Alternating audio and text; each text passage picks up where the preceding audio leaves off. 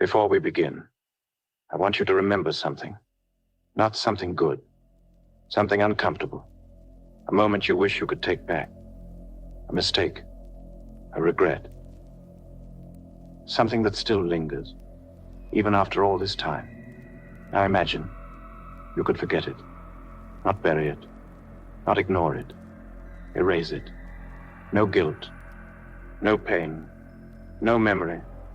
Just gone. But if something takes your pain, what does it leave behind? Tonight's story is about a man named Edward and the stray cat he brought home one rainy night. A cat that didn't eat, didn't sleep, didn't behave like anything that belonged in this world. But still, it fed. This is the stray. Edward Hale lived alone on the 4th floor of a building that had long since stopped trying to look welcoming. The hallway carpets were worn into dark, uneven paths from years of footsteps.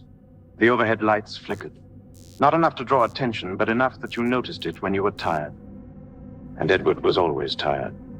His apartment smelled faintly of dust and stale air.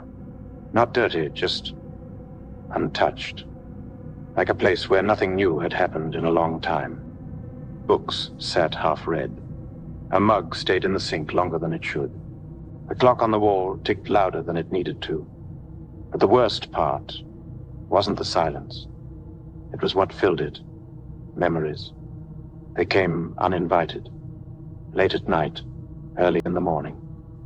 In the quiet seconds between tasks. His father's voice. Sharp, cutting. Always just a little too loud.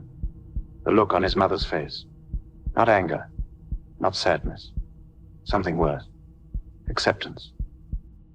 Edward closed his eyes. He'd learned to do that. To interrupt the memory before it fully formed. It didn't always work. The night he found the cat, it was raining in that slow, relentless way that made the world feel smaller.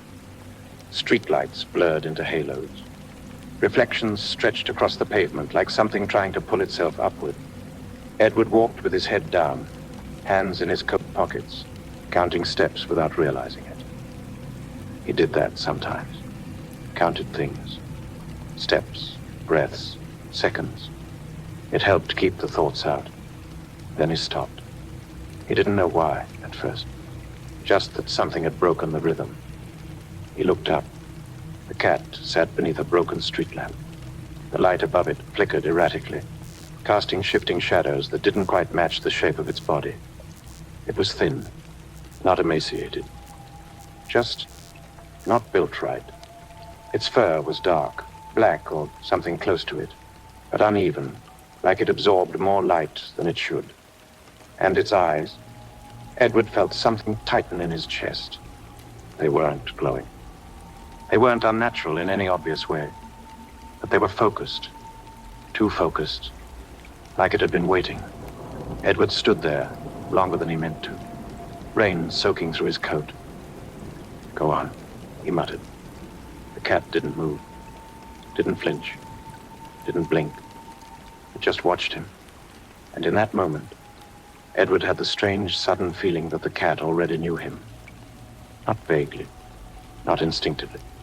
Specifically, like it recognized something in him. Something he tried very hard to keep buried. He turned away, started walking again. 5 steps. 10. Then, footsteps. Soft. Measured. Edward stopped. The sound stopped. He turned. The cat was closer now. Not by much, but enough that it shouldn't have been. I'm not taking you home, he said. The cat tilted its head slightly. Not like an animal reacting to sound. Like something considering. By the time Edward reached his building, the cat was waiting, sitting just outside the entrance. Dry, completely untouched by the rain. Edward stared at it. A long moment passed between them. Something inside him shifted. Not kindness, not pity. Something quieter. Something that sounded like a thought he didn't fully recognize. It knows you. He exhaled slowly. Fine, he said. The word felt heavier than it should have. like a decision he didn't entirely understand. The cat didn't explore, didn't sniff corners, didn't react to new space. It walked in, paused in the center of the room, and sat, facing Edward, watching, always watching. Edward filled a bowl with food, set it down. The cat didn't even look at it. "You're not going to make this easy, are you?" he muttered. The cat blinked once, slowly. Edward turned away first. He didn't like how that felt. Sleep didn't come easily. It never did. Edward lay on his back, staring at the ceiling, listening to the quiet. The cat sat in the corner, still.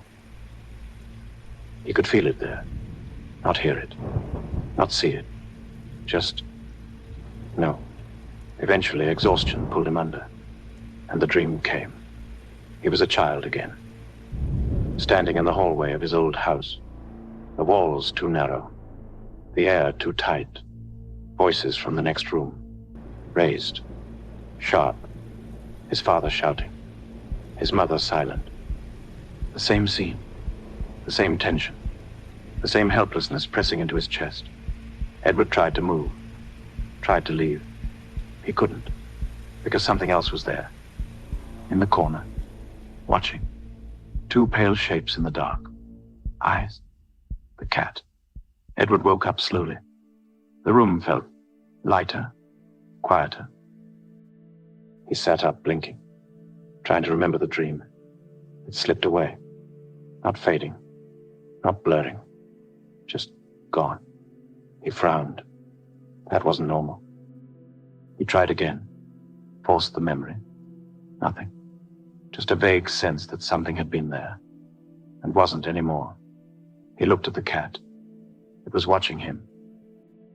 And for the first time, Edward noticed something subtle. It looked content.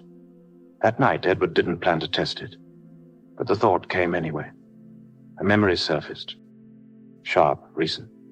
A mistake at work. A moment of embarrassment that had replayed in his head all day. He focused on it, held it, and the cat moved. For the first time, it approached him, slow, deliberate. It climbed onto the edge of the bed, sat beside him, and looked into his eyes. Edward felt something shift, not physically, something deeper, like a thread being pulled loose inside his mind. The memory slipped, faded, and then was gone.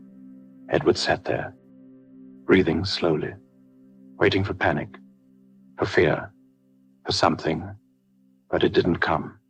What came instead was relief, clean, quiet, perfect.